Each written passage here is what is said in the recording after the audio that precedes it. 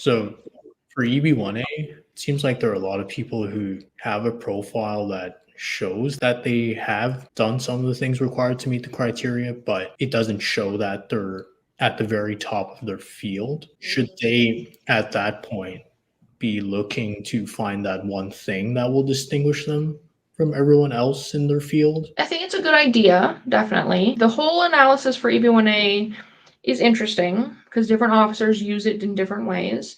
Technically, the analysis is that USCIS is supposed to review each criteria on a plain language standard and then check off to see if you meet at least 3. If you meet at least 3, they're then supposed to go on to a final merits analysis where they ask, have you truly risen to the top of your field? Despite this very clear framework, a lot of officers will incorporate these all together and they will put a final merits analysis in each of the criteria. So they will ask, does your judge role participation put you at the top of the field? Does your original contribution put you at the top of the field? And when they do that, it can be harder to get the case approved. When they truly do the two-step analysis, though, I think it's easier because you can have 2 scholarly articles that are cited maybe 10 times. That still gets checked off the list. You can have a couple judging roles for something particular to your field. Maybe they're not super prestigious, but they at least count. You get it checked off the list.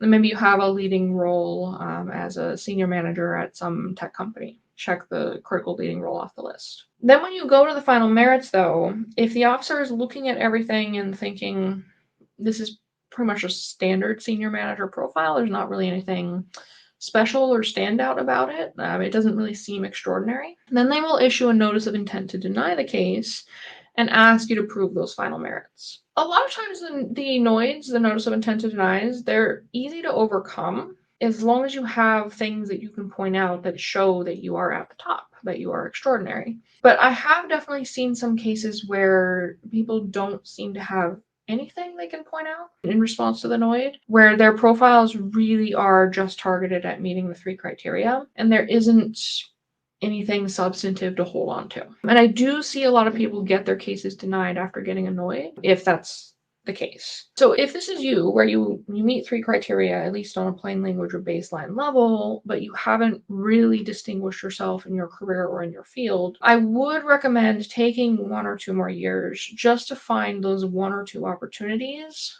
that really solidify your case and prove that you have that recognition or acclaim for your expertise, for your particular contributions. And that might mean, having a leading title within some professional association. It might mean getting a couple media pieces from really strong, recognized media outlets. It might mean assuming some role on a board or in some advisory group. Those are a little bit harder sometimes when you're on H-1B status, but a lot of times you can serve on a board and just serve a few hours a week, especially as if you're an independent advisor being asked to join because you have particular expertise. The higher level or the more prestigious these kinds of things are within your circles and within your industry and your occupation, the more persuasive they will be to USCIS on that final merits analysis. And when I respond to the NOID and do the final merits, I will describe everything in the career and how it all comes together, but it's super helpful if you have a couple of these things where we can really deep dive, or we can provide a couple letters from industry people affirming that these are really impressive, important acknowledgments of your expertise. So, a lot of relatively junior people will qualify for those 3 criteria. Still take some time,